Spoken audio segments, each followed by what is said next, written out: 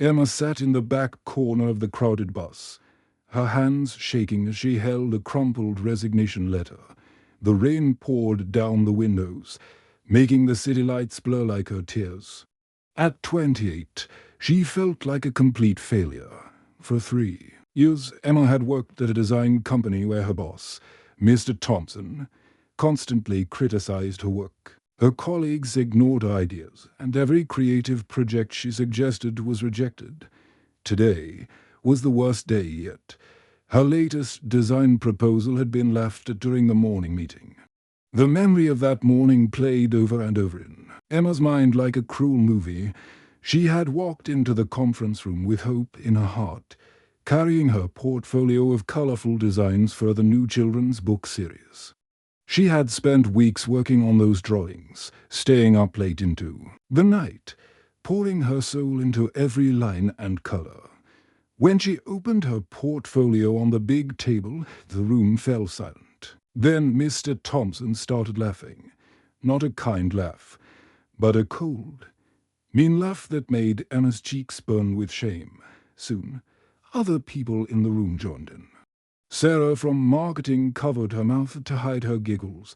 James from sales shook his head and rolled his eyes. "This looks like something a child would draw," Mr. Thompson had said, holding up one of Emma's favorite pieces. "We need professional work, not playground it." Emma's heart had broken into a million pieces right there in that room. She gathered her drawings quickly, her hands trembling, while everyone watched her with amused expressions. Nobody said anything kind. Nobody defended her work. She ran to the bathroom and cried for 20 minutes before returning to her desk. Now, sitting on this bus, Emma wondered why she had ever thought she could be an artist. Maybe everyone was right. Maybe her art was childish and worthless. Maybe she should have listened to her parents years ago when they told her to choose a more practical career. Maybe I should just give up on art completely, Emma whispered to herself, watching the busy streets through the foggy window.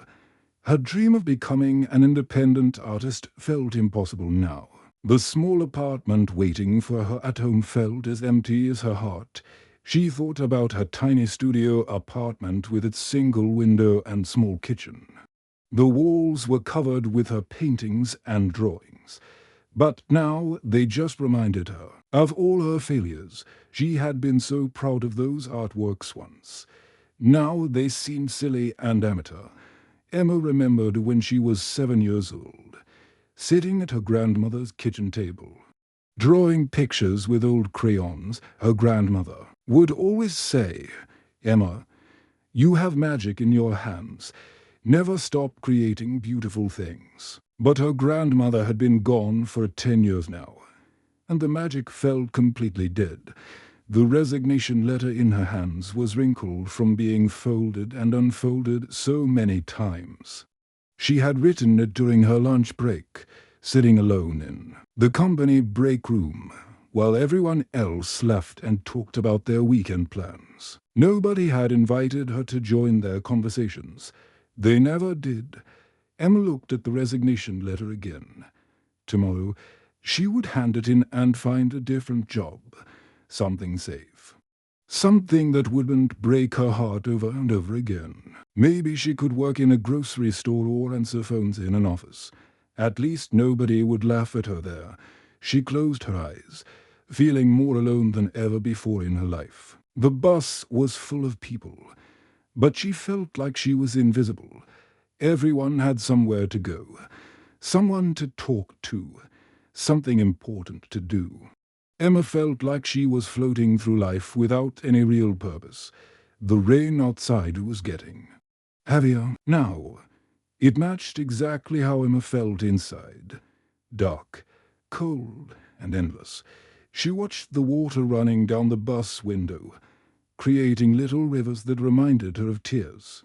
The city lights looked beautiful through the rain, but Emma couldn't feel any beauty anymore. She opened her small purse and looked at the last $20 she had until payday. After paying rent, electricity, and buying food, There was never much left. Her dream of saving money to start her own art studio seemed impossible now. How could she ever afford art supplies? Let alone rent a space to work. The bus bumped along. The wet roads, filled with tired people going home from work. Nobody talked to each other.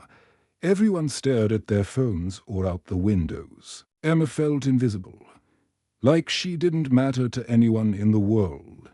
A businessman near the front was talking loudly on his phone about closing some important deal. A mother with 2 small children was trying to keep them quiet and still. An old woman were upon something colorful, her fingers moving quickly and skillfully. Everyone had their own life, their own problems, their own stories. But Emma felt like her story was ending before it had really begun, at 28. She felt like she had already failed. The only thing she had ever truly wanted to do tomorrow would be the day she gave up on her dreams forever. The bus stopped at a red light, and Emma watched people hurrying across the street with their umbrellas. She wondered if any of them had ever felt this lost and hopeless. She wondered if anyone would even notice if she just disappeared completely. 2 stops later, an elderly man climbed onto the bus. He was about 70 years old, with kind blue eyes behind wire glasses. His fingers were stained with paint, and he carried an old leather bag, even though there were empty seats available. He sat down right next to Emma. Emma was surprised. Most people avoided sitting next to strangers when they had other choices. She quickly wiped her eyes and tried to hide the resignation letter in her lap. The old man didn't seem to notice her tears. Instead, he smiled at her gently, the kind of smile that reminded Emma of warm sunshine on a cold day. The elderly man wore a simple brown coat that looked well-loved and comfortable. His white hair was a little messy from the rain, and there were small drops of water on his glasses. But what caught Emma's attention most were his hands. They were covered in different colors of paint, blue on his thumb, yellow under his fingernails, and tiny specks of red on his wrist.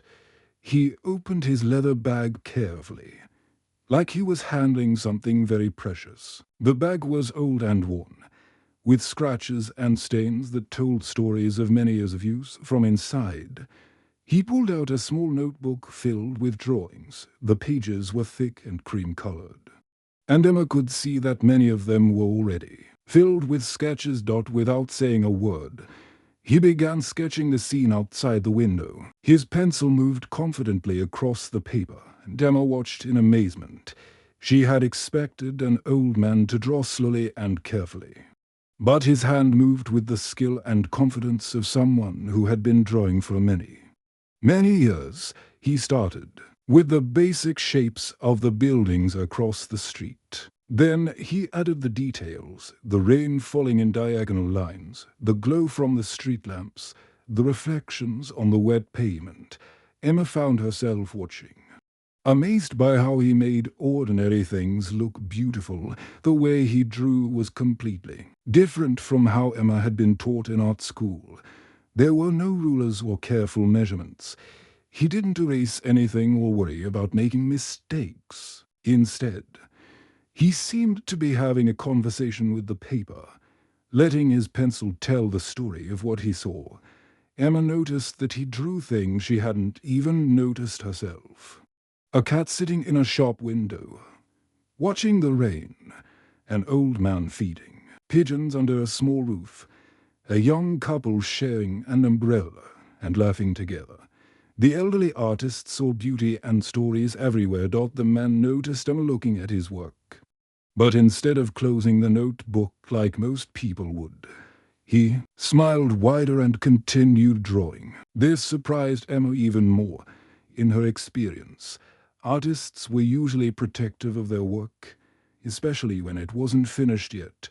He drew the way the street lights reflected in the puddles, creating perfect circles of golden light on the dark water.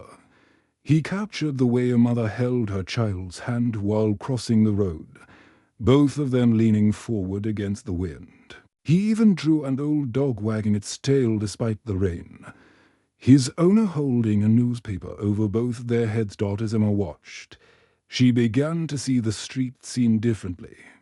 Before, she had only noticed the grey sky, the cold rain, and the tired people hurrying home from work. But through this stranger's eyes, she started to see the small moments of beauty and kindness that were happening all round her, the way the rain made everything look clean and fresh. The warm yellow light spilling out from the coffee shop windows, the way people helped each other by sharing umbrellas with strangers, the bright red of a little girl's raincoat as she jumped happily in puddles while her mother watched with loving eyes. "It's beautiful," Emma whispered, almost without thinking. The words came out before she could stop them. She immediately felt embarrassed for speaking to a stranger, but something about the old man made her feel safe and comfortable. The man looked at her with warm, understanding eyes. There was something in his expression that made Emma feel like he could see right into her heart, but in a kind way, not a frightening way. His eyes crinkled at the corners, showing that he smiled often and genuinely. "Everything is beautiful if you know how to look at it," he said softly. His voice had a gentle English accent that reminded Emma of her grandfather, who used to read her bedtime stories when she was small. There was wisdom in his voice, the kind that comes from living a long life and learning important lessons along the way. The old man continued drawing while he spoke, his pencil never stopping its stance. "Across the paper, most people look but don't really see," he continued. "They see a rainy day and think it's ugly. But look closer. See how the rain makes the colors more bright. See how it brings people together under doorways and umbrellas. See how it makes the world smell clean and fresh."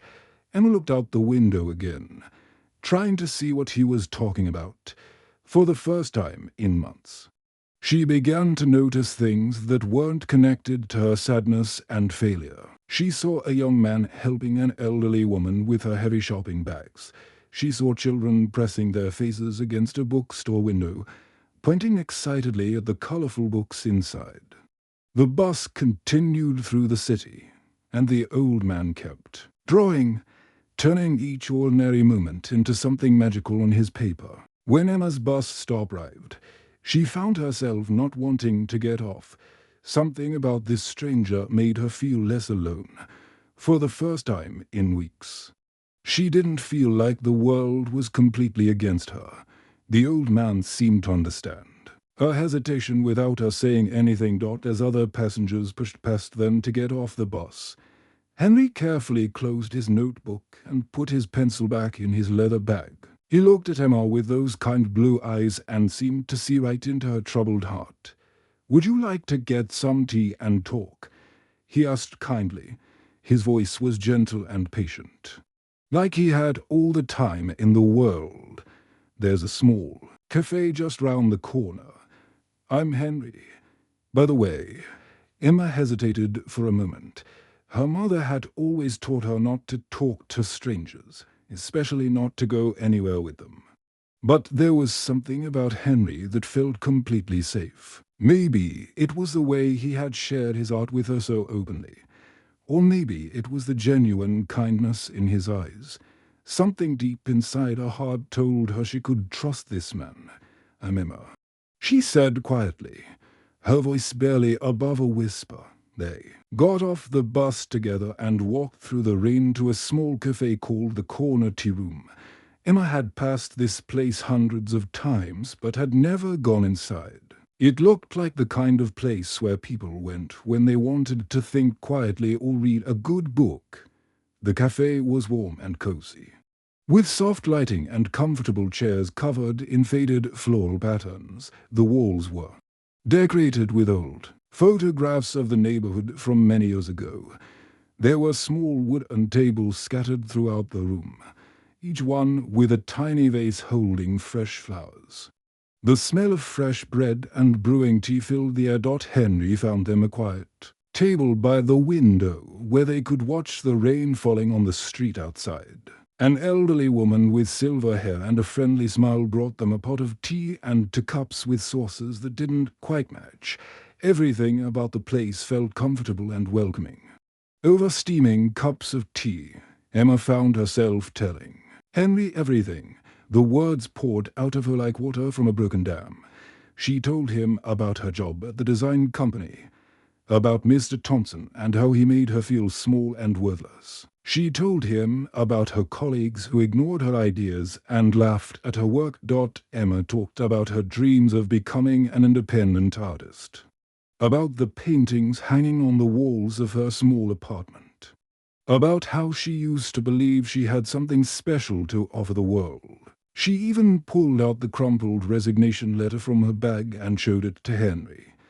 "I was going to give up tomorrow," she said, her voice breaking. "I was going to quit my job and give up on art forever. Maybe find work in a grocery store, or something safe where nobody expects anything creative from me." Henry listened without judging her or trying to give quick advice. He didn't interrupt her or tell her she was being silly.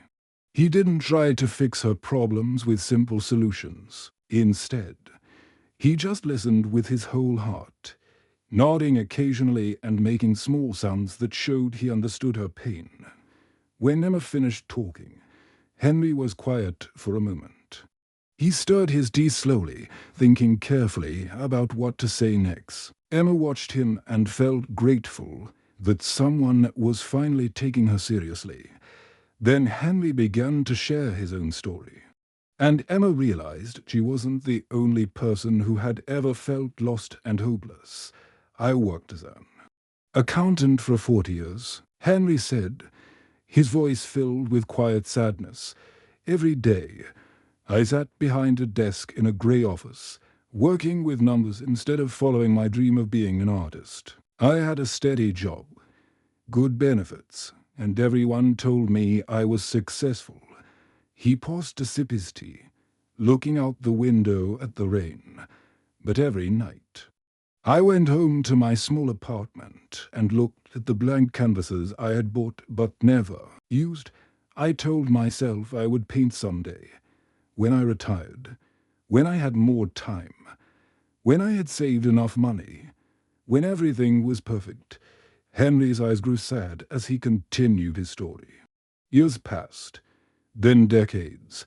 I kept waiting for the right time to follow my dreams, but the right time never seemed to come. I was always too busy, too tired, too worried about money, too afraid of what people might think." Emma leaned forward, completely absorbed in his words. She saw herself in his story and felt a chill of recognition. "But when I had a heart attack, at 65, lying in that hospital bed with machines beeping round me, I realized I had wasted most of my life living someone else's dream, not my own," Henry said quietly. "I realized that I had spent 40 years being the person other people expected me to be, instead of being true to myself." He opened his notebook again and showed Emma page after page of drawings. There were sketches of people, buildings, trees, animals, and everyday objects, all drawn with skill and love. "These are from the last 2 years," he said with pride in his voice. "Every single day, I draw something. It doesn't matter if it's good or bad. What matters is that I'm finally being true to myself." Henry leaned forward and looked into Emma's eyes with gentle determination. The cafe around them felt quiet and peaceful, like they were the only 2 people in the world who mattered right now. Emma could see something powerful in Henry's expression, something that made her heart beat a little faster with hope. "I want to make you a deal," he said, his voice firm but kind. "Don't hand in that resignation letter tomorrow. Instead, promise me you'll create 1 piece of art every day for 30 days. It can be anything. A small drawing, a painting, even just a doodle on a napkin." Emma shook her head immediately. The idea seemed impossible and frightening. But I'm not good enough. Everyone says so.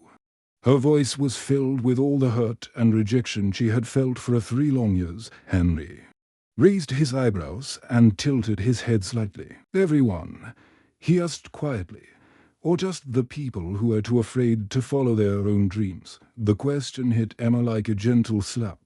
She had never thought about it that way before. Mr. Thompson, her main boss, had never shown them any of his own artwork. Her colleagues who laughed at her designs spent their days doing boring office work, not creating anything beautiful or meaningful. Henry reached into his leather bag and pulled out a small sketchbook. It was brand new, with a dark blue cover and clean white pages that had never been touched by pencil or pen. The book felt special, like it was waiting for something important to happen. "This is for you," he said, handing it to Emma with both hands, like he was giving her a precious gift. "Let's meet here every Sunday for the next month. We'll share our work and support each other. What do you say?" Emma held the sketchbook in her hands. It felt like holding a piece of hope, something that could change her whole life if she was brave enough to try. The cover was smooth under her fingers, and when she opened it, the smell of fresh paper filled her nose.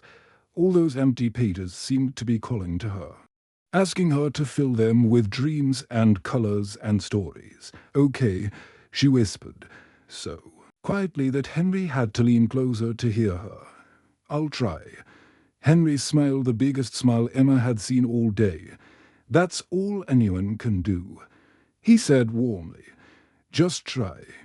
One day at a time." The next month changed Emma's life completely. She started small, just like Henry had suggested. On the first morning, she drew her coffee cup while eating breakfast. It was just a simple sketch, but it felt good to hold a pencil in her hand again and create something new. The second day, she sketched the view from her office window during lunch break. She drew the building across the street, the tree that was starting to grow new leaves, and the people walking on the sidewalk below. Her co-workers didn't notice what she was doing, and that felt perfect. This art was just for her. Every evening, Emma found herself looking forward to drawing something. She captured moments from her daily life that she had never paid attention to before. The way sunlight came through her kitchen window in the morning, the old man who fed cats in the park near her apartment, the pattern that rain made on her bedroom window at night. Henry was always encouraging when they met on Sundays. He never criticized her work or told her how to make it better. Instead, he asked her questions about what she saw and felt when she was drawing. He taught her to see beauty in ordinary things, just like he had shown her on the bus that first rainy evening. "Look at this drawing of your coffee cup," Henry said during their second meeting. "See how you captured the steam rising from the hot coffee. That's not just a drawing of a cup. That's a drawing of a peaceful morning moment. That's the feeling of being warm and safe." Slowly, Emma's confidence grew. She began sharing some of her drawings online, posting them on a social media account she had forgotten about for months. To her surprise, people started responding positively. Strangers liked her work and left kind comments. Some people even shared her drawings with their own friends. After 2 weeks of daily drawing, something unexpected happened. Emma received a message from someone who had seen her artwork online. It was a woman named Lisa who owned a small bakery across town. Lisa wanted to hire Emma to create some simple drawings for her bakery's new menu. "I love how your art feels warm and real," Lisa wrote in her message. "Would you be interested in doing some freelance work for me?" Emma stared at the message for a long time before showing it to Henry on Sunday. It was the first time in 3 years that someone had asked for her art because they actually liked it, not because they needed to fill a requirement for their job. She took on the small freelance project working on it in the evenings after her regular job. Creating art that felt true to her heart was completely different from trying to please Mr. Thompson and her co-workers. When she drew pictures for Lisa's menu, she thought about the smell of fresh bread, the sound of happy customers talking, and the feeling of being in a warm, welcoming place. Her work improved not because she was trying to please others, but because she was finally expressing herself honestly. By the end of the month, Emma had not only kept her job, but had also found the courage to speak up in meetings. Her ideas were finally being heard. 1 year later, Emma rode the same bus route, but everything had changed. She now ran her own small art studio in a sunny corner building downtown, and felt proud of the life she had built with her own hands. Her eyes sparkled with confidence and joy that came from following her true dreams. Emma looked completely different from the sad, broken woman who had sat in this same bus a year ago. She wore a colorful scarf that she had painted herself, and her bag was filled with art supplies. Instead of resignation letters, her hair was brighter, her smile was real, and she carried herself like someone who knew exactly who she was and where she belonged in the world. The art studio had started small. After 6 months of freelance projects and weekend art markets, Emma had saved enough money to rent a tiny space above a flower shop. She painted murals for local restaurants, taught art classes to children on Saturday mornings, and sold her drawings to people who understood their beauty and meaning. Thompson and the design company felt like a bad dream from another lifetime. Emma had eventually quit that job, but not in anger or defeat. She had walked into Mr. Thompson's office with confidence and handed him a professional resignation letter, telling him she was starting her own business. His surprised face had been worth all the difficult months that came before. As the bus pulled away from a stop, Emma noticed a young man sitting alone in the back corner. His name was David, though Emma didn't know that yet. He looked to be about 22 years old, with messy brown hair and clothes that seemed too big for his thin frame. He was clutching what looked like a rejection letter from art school, his shoulders shaking with silent sobs. Emma's heart immediately went out to him. She recognized that look of complete hopelessness, that feeling of being lost in a world that didn't seem to have any place for dreamers. She remembered exactly how it felt to believe that everyone else was right and your dreams were just silly fantasies that would never come true. Without hesitation, Emma moved to sit beside him, just as Henry had done for her exactly 1 year ago. The young man looked up briefly, surprised that someone would choose to sit next to him when there were other empty seats available. His eyes were red from crying, and he quickly looked away. Embarrassed, Emma pulled out her own sketchbook, the same one Henry had given her, now filled with beautiful memories and drawings from an entire year of daily art making. The blue cover was worn and soft now, and the pages were thick with pencil marks, watercolor stains, and even a few coffee rings from cafe sketching sessions. She began drawing the evening scene outside the window, just as she had learned to do from Henry. Her pencil moved confidently across the paper, capturing the golden light of late afternoon, the people walking home from work, and the way the city looked peaceful and full of possibilities. David looked up, curious despite his sadness. There was something mesmerizing about watching someone create art right in front of you, turning ordinary moments into something special and permanent. Emma's drawing style was gentle and warm, making even the busy street scene look like a place where good things could happen. Emma smiled at him with the same warmth and understanding that Henry had shown her. She could see the talent in David's eyes. Even though they were filled with tears, she could see the sensitive soul that had been crushed by someone else's narrow idea of what art should be. Everything is beautiful if you know how to look at it, she said gently, echoing Henry's words from that life-changing evening 1 year ago. David blinked in surprise. Nobody had said anything kind to him in weeks.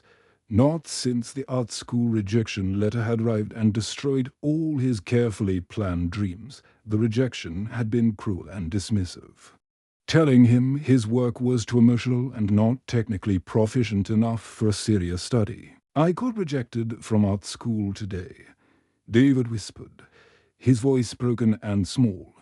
"They said my work isn't good enough. Maybe they're right. Maybe I should just give up." Emma's heart ached for him. She remembered saying almost exactly the same words to Henry in this very same situation. "I used to think that too," she said softly. "But I learned that sometimes the people who reject us are just afraid of art that comes from the heart-ins. Terror from rules and formulas. Would you like to get some tea and talk?" Emma asked when they reached the next stop. Her voice was patient and kind, with no pressure or expectations. Just an offer of human connection from one artist to another. David hesitated for a moment, then nodded. Something about Emma made him feel safe, like she understood exactly what he was going through. As they walked toward the same little cafe where Henry had changed her life, Emma felt the beautiful circle of kindness continuing. The corner tea room looked exactly the same, with its warm lights and comfortable mismatched chairs. She thought of Henry, who still met her for a tea every month, sharing stories and sketches and celebrating each other's artistic journeys. Sometimes the most powerful changes in our lives come from the simple act of one person choosing to sit beside us in our darkest moments. Emma had learned that we are never truly alone when we open our hearts to human connection, and sometimes the stranger who changes your life might be sitting right next to you, waiting for the chance to remind you that you matter. The end.